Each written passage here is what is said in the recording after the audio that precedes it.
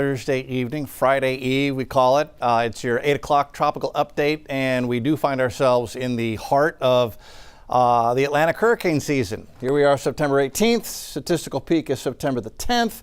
So really anywhere in here you look to see activity in the Atlantic basin. And we do have Gabrielle out there in the open Atlantic. We'll take a look at that, and another wave coming in behind that has a chance for development.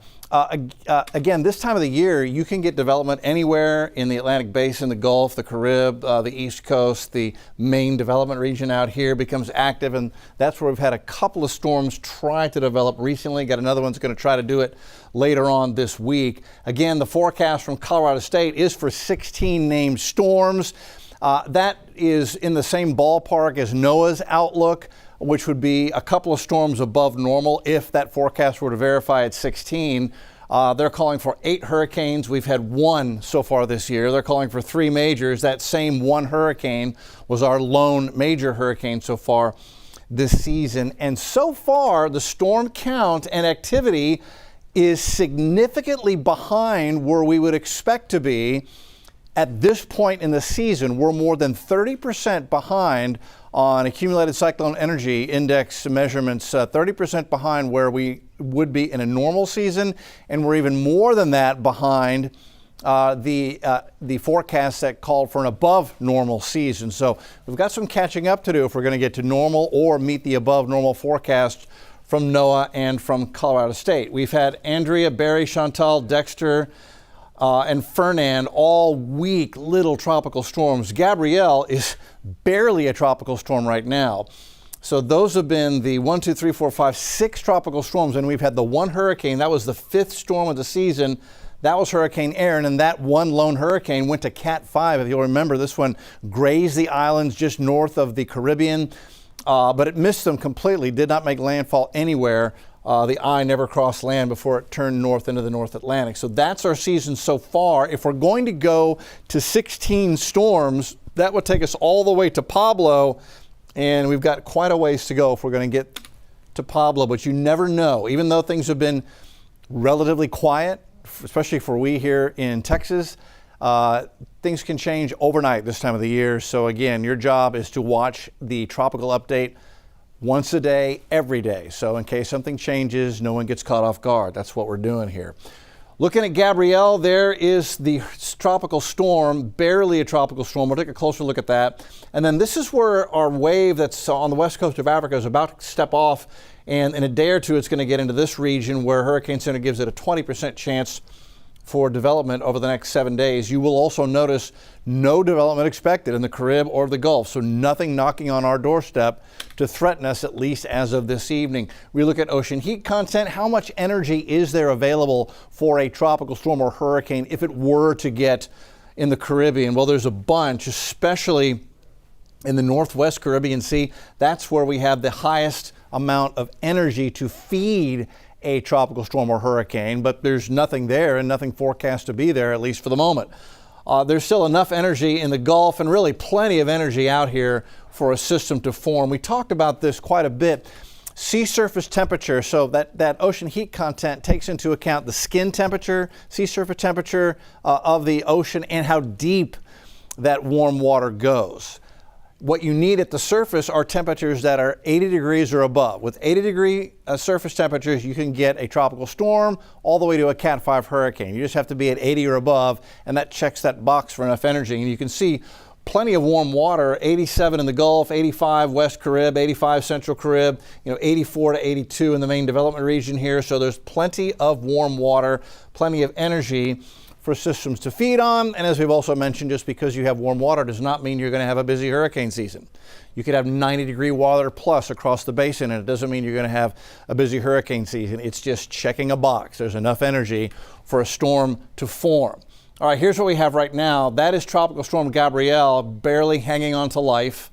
We have a tropical wave here, and officially this is not a tropical wave yet. It's got to get over the ocean to become a tropical wave, but it will be one. It's just about to move off the west coast of Africa. There's our wave, and here's our another wave. And you can see the thunder shower activity with the enhanced infrared satellite. Plenty of rain and thunder, Dakar, south down the coast. That will move off, and that's the wave that the Hurricane Center says has a 20% chance to develop. We'll watch it. That would be on the heels of what is right now Tropical Storm Gabrielle. That is the center of Gabrielle right there. And the center is exposed. In other words, there's no convection over the middle of the storm. It's displaced off to the north and east. So there's a little bit of wind shear coming out of the southeast, blowing to the north, out of the southwest, blowing to the northeast, putting the deeper thunderstorm activity away from the center. As long as the center is exposed, it won't strengthen. So we've been a 50-mile-an-hour tropical storm all day long, and the center's been exposed all day long. And quite frankly, looking at this, that is barely a tropical storm. But we do have a closed low. It's an open swirl, but a closed low, and the Hurricane Center is going to go ahead and hang on to a 50-mile-an-hour tropical storm with Gabrielle. Now, the forecast for Gabrielle is for it to strengthen, and the Hurricane Center actually takes us to a Cat 1 late in the weekend, and then Cat 2 Sunday afternoon before it heads northeast into the cooler waters of the Atlantic and begins its weakening process. But they do take it up to Cat 2. They also, like Aaron, have this hurricane missing everything. There's Bermuda not in the forecast cone. East Coast is 800 to 1,000 miles away from the storm. So, you know, this is going to be another one that is just a storm for the fish. Good. Looking at the modeling on this. Now, this is interesting. When I put this modeling in motion, what I want to show you, here's our circulation. You'll see it bend and curve in that direction. Why is it doing that? Well, there's high pressure sitting here. You've got winds rotating clockwise around that high, and so that storm is basically just following that flow around that area of high pressure. So we'll put it in motion. You see it going north and turning north and northeast as it flows around the winds rotating around that mid-level area of high pressure. That's the modeling going out to the middle of next week, to September 24th, Wednesday. That's what you see. What you don't see is more important. You don't see any activity being forecast for the Carib, especially where that high ocean heat content is, or the Gulf with 87-degree water temperature. Nothing forming there. Just a couple of points made here. It takes more than warm water to make a tropical storm or hurricane. And also, we may end up having a very quiet September, an unusually quiet September. The other point I'll make is that this time of the year, you can get a cluster of thunderstorms form on the Yucatan. It wanders into the Gulf, festers for a little bit, and becomes a tropical system. So you can't take your eyes off it, even though the modeling is suggesting things will stay quiet for us. It's just the price is check the tropical update once a day, every single day. This is a perfect spot. We're here every night at 8 o'clock. What you also notice with this is, see that? That's another tropical system being forecast by both the Euro and the American model on the Pacific side. Quite often when we're busy on the Pacific right here, things are relatively quiet here. We'll see if that continues to pan out. We'll take it one day at a time. That's what the models are suggesting is going to happen right now. Gabrielle moving away, no threat for us. The Pacific side's busy. We'll take it one day at a time. Okay, Friday in Houston.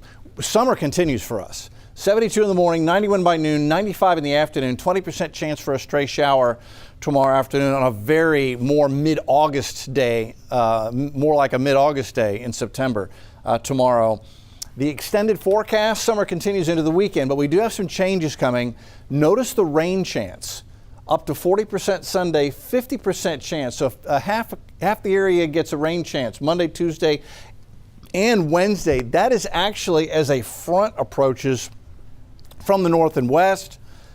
That's the fall equinox on Monday, first day of fall by the calendar. So we've got a lot to talk about on our next live broadcast. That's KHOU 11 News at 10 o'clock. We'll see you then for our next live update.